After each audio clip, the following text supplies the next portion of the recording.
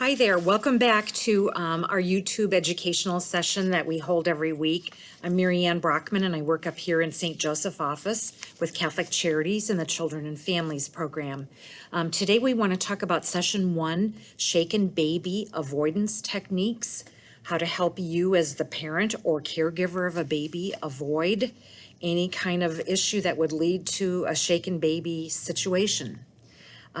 This will be session 1, and then the following 2 weeks we will do session 2 and session 3 and break it up. So it's really an excellent plan, and take notes today. I have copies of the presentation available if you would like a printed copy at the end also, but I think you'll find it really helpful.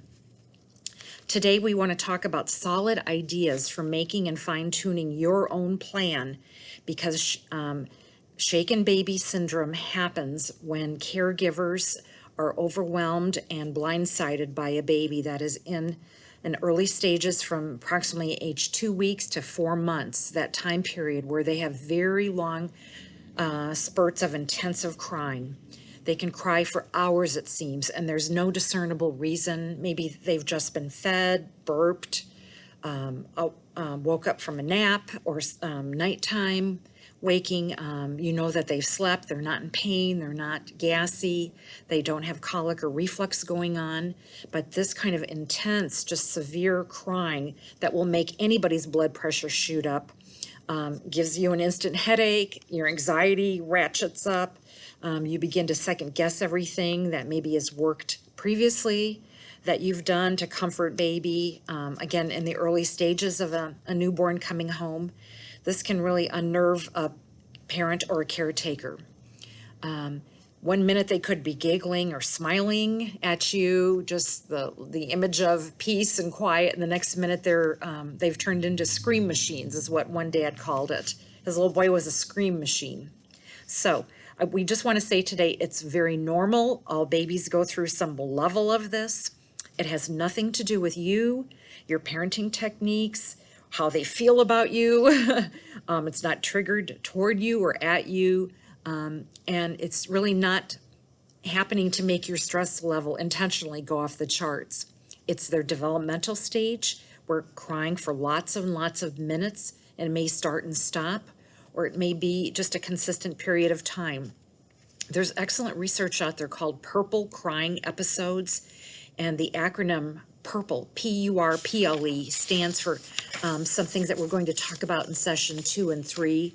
But I love purple. Not that they turn purple. Sometimes they're very red-faced, but purple will help you understand that it is peak of crying. It's beyond the crying that maybe you've become accustomed to. And it's unexpected. It like blindsides you. You're thinking, wow, I thought everything was fine. It really is resistant to soothing. Lots of techniques that we'll talk about today and maybe what you've used, they're not working this time, but it worked yesterday and maybe it'll work tomorrow. But for that moment, it's resistant to any kind of soothing that you're trying. They get this pain-like face.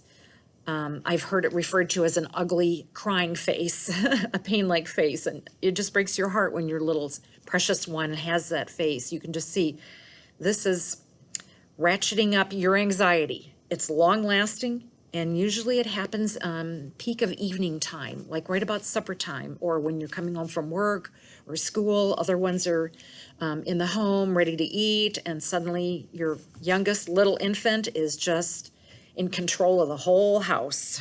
So it's very normal again. How do you avoid losing it? If you're the only caretaker for baby, or you're babysitting, you're a grandparent like I am, and it's like it's going to be about 4 more hours before mom and dad are home, and this is not sitting well with me. So we're going to talk about, again, understanding that it is normal, that purple crying happens a lot to lots of degrees.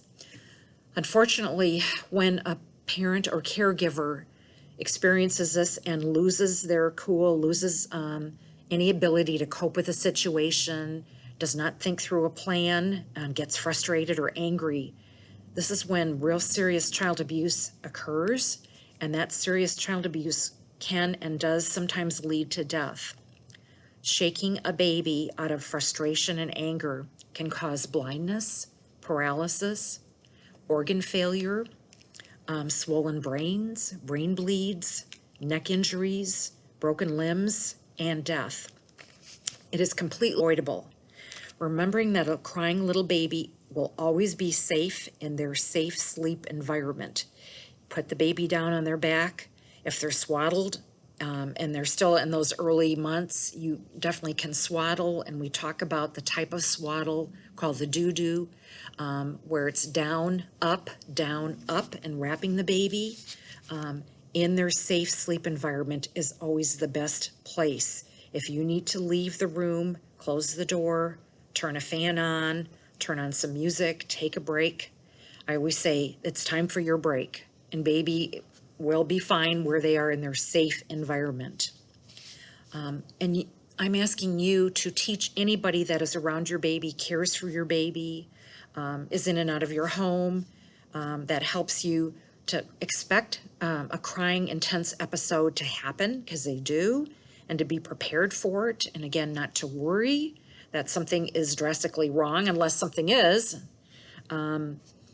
In my day, it was like, check and see if a diaper pin is sticking the baby. Well, we're not using diaper pins, most of us, we're using disposable diapers. So unless baby is ill, if baby has presented fine beforehand, this could be just a bout of purple crying, and you will get through this.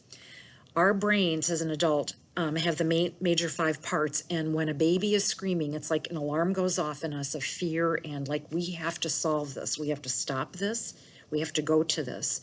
Sometimes you'll have to give yourself a break, like get oxygen for yourself first, as they always say. Compose yourself, settle yourself, and understand this is a shaken baby, fraught potential moment, and that I need to just settle myself down and understand purple crying can happen, and it's not going to hurt the baby. They'll be pretty beside themselves, but you need to be in complete control, have your plan. If you want to write down some things, some real quick things in the middle of like this loud situation, I always say put it on your fridge, put it on the nursery wall by your light switch, have a plan, talk it over with your loved ones. Again, anybody that's in and out of your life that helps you with baby, your caseworker, your doctor, a nurse. Moms have called parent warm lines to talk it through and just say, is this normal? Like, it seems like going on for an hour and a half already, on and off, and nothing is discernibly wrong. Look to solutions with your baby equipment. If you have a swing, love swings, put the baby in the swing, wind it up, turn it on, and try that. I always say if you have a stroller, if you don't have a stroller, go out for a walk outside, the cool air, especially now, bundle yourself and baby up. Go for a walk. A crying baby seems less upsetting when you're outside in movement.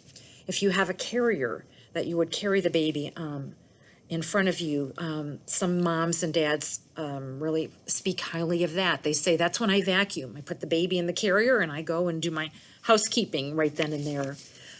Another mom said, I have fans in the rooms. I have a white noise machine. Sometimes those things will settle the situation. Some moms turn off the lights. Another mom turn the lights bright on. Just a change can try to help calm the situation.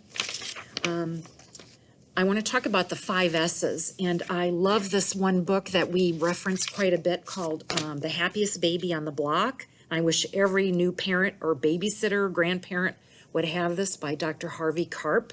And he references 5 S's, 5 major S's that will help a parent or caregiver during a period of intense crying. And those today, I just want to say, but session 2 and 3 will really go into those much deeper, would be to swaddle. We've talked about the do swaddle, down, up, down, up. That's just the positioning of that swaddling blanket. A side stomach reposition. I knew a dad that would carry his daughter on his forearm here and just rub her back and downside there over and over, and crying would lessen a bit. And then as soon as he'd put her back upright, it would start again. But he used that position and then sideways, and it did seem to make a difference. So reposition. But baby is always safest, though, if you have to leave baby in their safe sleep environment on their back. Shushing, that's something that the baby is used to in the womb, the shushing sound, and you'll get better at that. Swinging and rocking, like what the movement of a swing would do, or if you were just doing this yourself, you'll get in that rhythm and routine. And some of us naturally, the minute we're handed a baby, we start all our body movement right away. It just comes like innate and natural. And finally, that sucking action. I had this personal experience last weekend with a 3-week-old little baby that they'd taken their bottle, the amount that was given, and then just was burped and burst into screams beyond, like, now what? So walking around doing all the five S's, I got to my fifth one, and the intensity was ratcheting up again. And I thought, so I got the pacifier, and you don't need to dip it in anything, just the clean pacifier. Put it in his mouth and kept trying, and he just wouldn't latch on. Finally, about the 4th time, he did, and he sucked so hard for probably 2 minutes, and then he was out like a light. So it was that final sucking he needed, I guess, once the bottle was empty, and I didn't want him to get air from the empty bottle, but he needed that final almost 2 minutes of hard sucking, and he slept a good 45 minutes, which was good for me as a babysitter. So we'll talk about those 5 S's, but they really come in handy, and they will help you again realize it's not you. This is age-old babies in their development stage of just intense crying.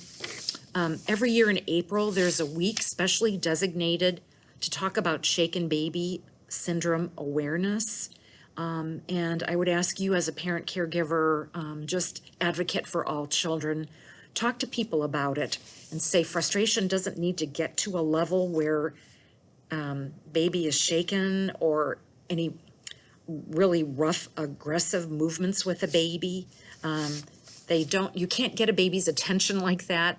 I remember seeing a training video where a boyfriend had said, well, I was just trying to hold my girlfriend's little girl and get her attention, trying to shake her out of that. And again, all those things that could potentially happen do happen, and it's so severe and dangerous. Please educate everybody again about take your break, have your plan, use the 5 S's, believe in yourself that you are a nurturing, loving caregiver, parent, babysitter, grandparent, and you will get through this. Don't be lost in the moment of frustration. Walk away, help yourself calm down, be the adult, and be in control of the situation. Some babies will go to sleep if they're in their safe environment, their sleep environment, and you're thinking, okay, now what's the next step? And they're already asleep. So that's great. But try to use, again, all your equipment, all your resources, reach out to people, get your support system in place, have your plan, and just know that you are the best caretaker ever for your baby. And this too shall pass with them when they're in that intense crying period. Thanks so much. We'll see you next week for session 2 of Shaken Baby Syndrome Avoidance Techniques. And if you can get this book ever, I really recommend it. It's wonderful. We'll talk a lot about the 5 S's that we've talked about today, and just continuing the good parenting that you are doing for baby. Thank you.